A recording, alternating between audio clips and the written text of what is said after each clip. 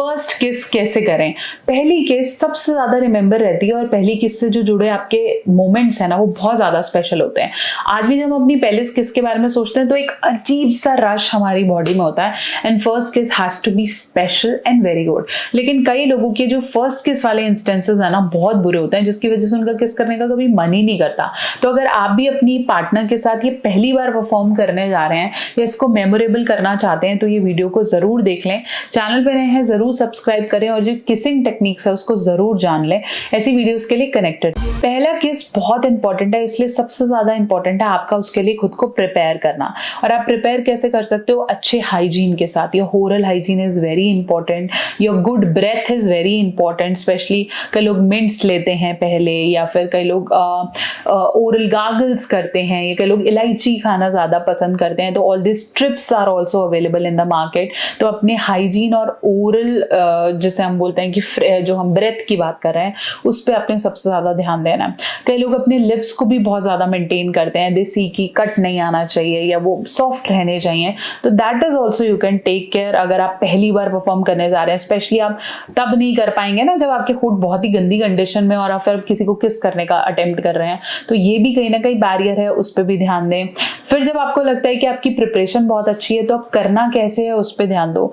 Usually first time किस करते हैं तो it has to be a touch kiss, जैसे हम बोलते हैं सिर्फ lips to lips are touching.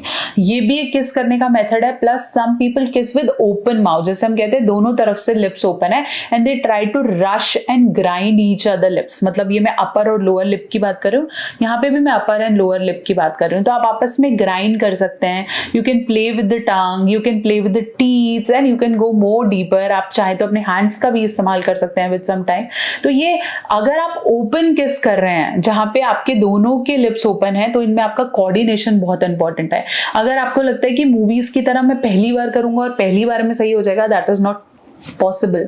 Maybe you have to keep on kissing to understand कि आप लोगों का kissing coordination कैसा है। अगर सिर्फ आप lip to lip kiss कर रहे हैं, like touch and leave वाला kiss कर रहे हैं तो वो पहली बार में perfect हो सकता है। But everything has to be set with right consent. ऐसा नहीं है कि आप बिना consent के किसी को kiss कर रहे हैं because teeth bite हो सकता है, bleeding हो सकता है, gums में कहीं पेन रह सकता है। तो इन चीजों का भी ध्यान रखें कि आप consent के साथ kiss करें। और इसका बेस्ट तरीका ये may be you can come closer to a person और आपकी ब्रेथ अच्छी है और उनके लिए आपके लिए फीलिंग्स हैं तो ऑटोमेटिकली किस में कन्वर्ट होता है।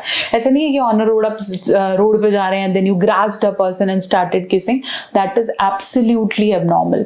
कंसेंट लेना और वो फीलिंग रेडी करना बहुत ज्यादा इंपॉर्टेंट है। ऐसा भी हो सकता है कि जब आप पहली बार किस कर रहे हो तो अजीब सी आवाजें आने लगे या बहुत अनकंफर्टेबल हो जाएं या कई लोगों में नोज पिंच करता है, कई लोगों में सांस लेने में दिक्कत होती है, कई लोग कहते हैं हमें सांस नहीं आता जब हमें कोई किस करता है और बहुत सफोकेटिंग हो जाता है।